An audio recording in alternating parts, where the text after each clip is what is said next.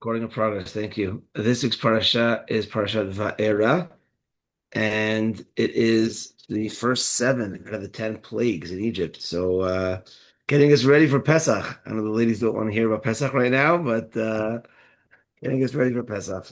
So, synopsis on the parasha is that Hashem reassures Moshe to go down to Paro, and they go to Paro and they say, "Let my people go."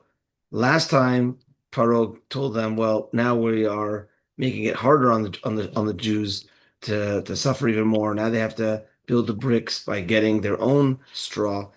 This time, Hashem tells Moshe, "Do a wonder to try to persuade Paro to tell him that you're a sorcerer and like, hey, listen to me because I got God on my side." And he turns his stick into a snake, and um, Paro says, I could do the same thing. He brings out his sorcerers, and they turn a stick into a snake as well.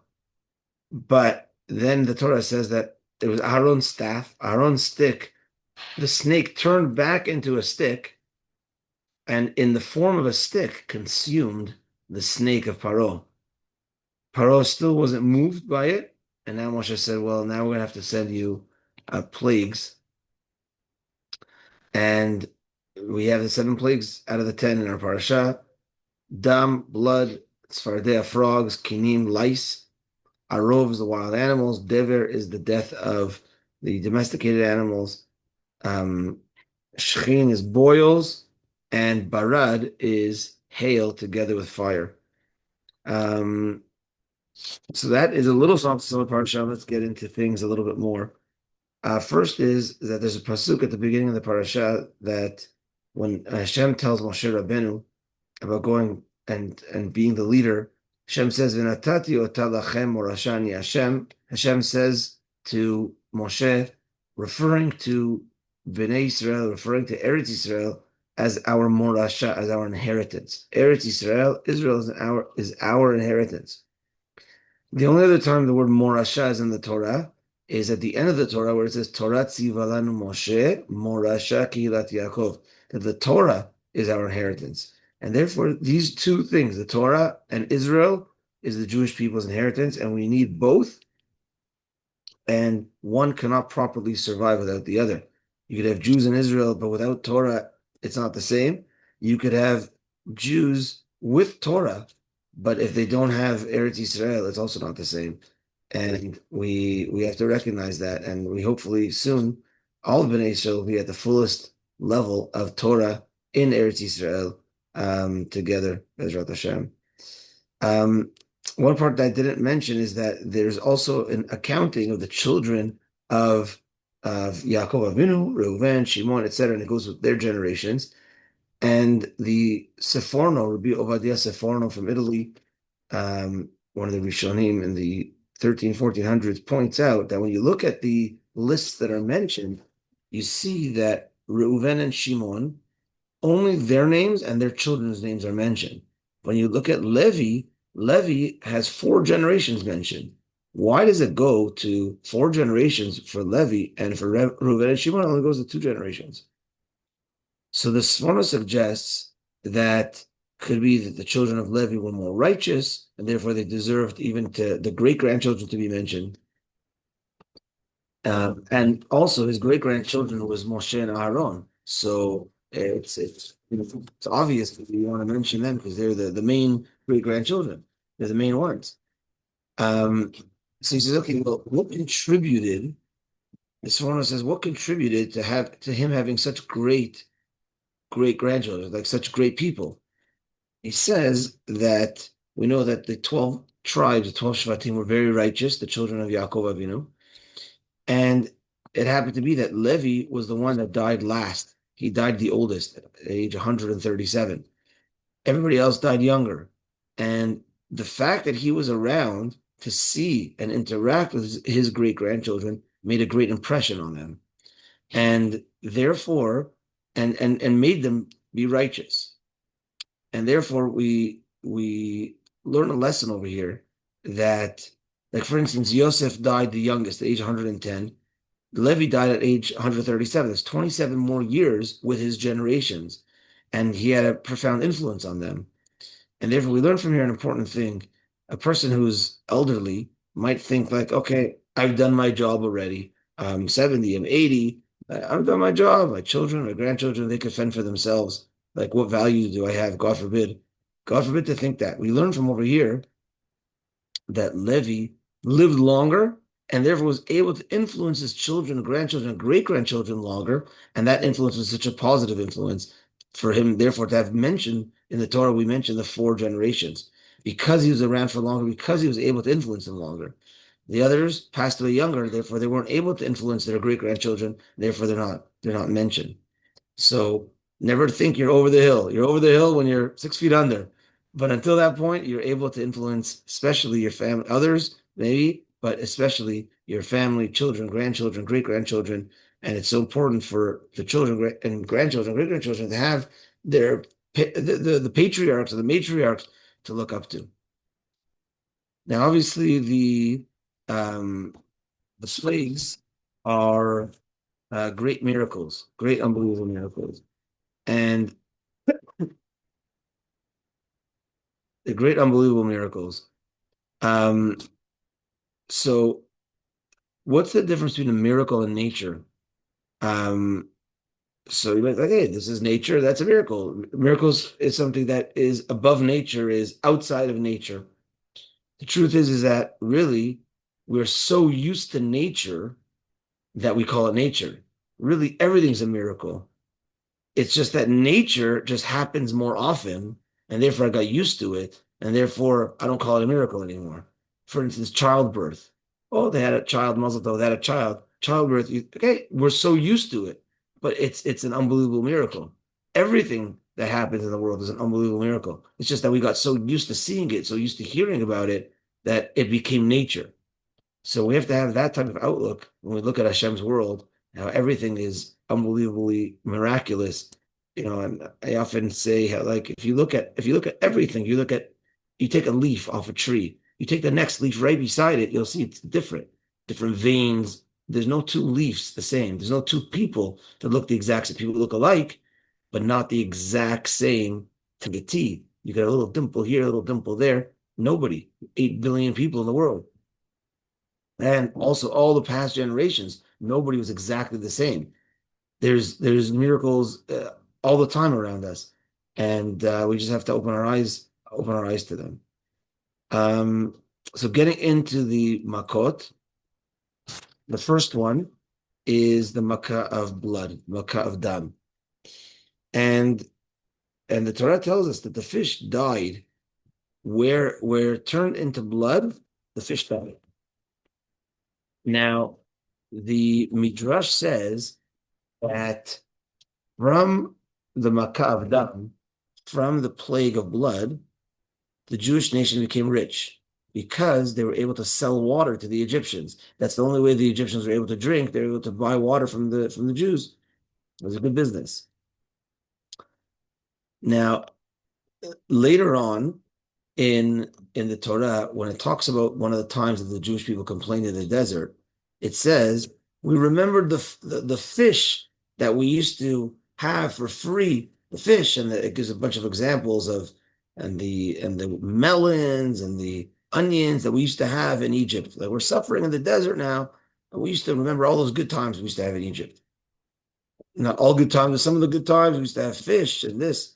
So what does that mean they would have fish? One of the explanations is that Jews, their parnasah was some of them was for selling fish in Egypt, meaning Jews were slaves in Egypt. But there was also, if you remember from Pesach is Pasach, that Hashem skipped over. On the night of Pesach, when Hashem killed the firstborns of the Egyptians, Hashem skipped over the Jewish homes. That means that Jews lived among the Egyptians. And therefore, even though there were slaves, but there were some Jews that were a little bit more of a hierarchy than slaves than others. Some were slaves to Paro and the government. Some were slaves to people in their own homes, like we have nannies, etc. And there was different levels. And among them, there were those that could prosper even a little bit. The Sefer Zera Shimshon a great rabbi from Italy, Rabbi Shimshon Nachmani. We actually have a member at the shul, last name Nachmani. She doesn't come up that often, but her last name with an N, Nachmani. Anyway, so interesting to see if she's related. So he says that the reason why the Jews complained about the fish later in the Torah is because that's the parnasah they used to. Some of them would sell fish. So putting this together with the fish dying in the Makav Dam and the fact that the Jews used to make money from selling fish, they could look at the situation of the blood as follows. They could say, "Oh my gosh, how am I going to make money now? How am I going to make parnasah? The Nile turned to blood. All the fish are dying. How am I going to make money?" They were fishermen. They used to fish in the Nile. They used to sell it. So how am I going to make money? But what happened? They became the richest from the Makav Dam. How did they become the richest? They sold water to the Egyptians, and water is much more needed than fish. They were able to sell water. They became very wealthy, and therefore we learn from here that a person could say, "Oh my gosh, my parnasah went down. My parnasah is dead. It's like dead fish. Where am I going to parnasah from?" Hashem says, "Don't worry. I'm going to take care of you. Where you least expect it, you see your whole parnasah going down. You see the Nile turning into blood. All these fish are dead. What's going to happen?" But Hashem could turn that dead situation to a situation of wealth. When it comes to Tzefardea, the frogs, there's a famous Dvar Torah that goes as follows. This is from the Stipler Gaon, and he says that the Torah says, "Vata'al Tzefardea," the frog came out of the Nile. And it says the frog in singular, not in plural. So the question is, was it one frog? It was many frogs that went all around Egypt. And the Midrash says it started with one massive frog. And when they saw, Abba, I have a question. I'm on Zoom right now. Sorry.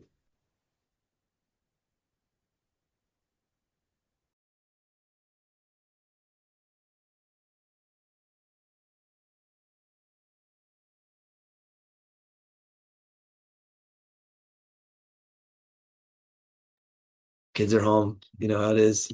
Okay, so um the Torah says, "Vatala tzefardea." The frog came out of the Nile.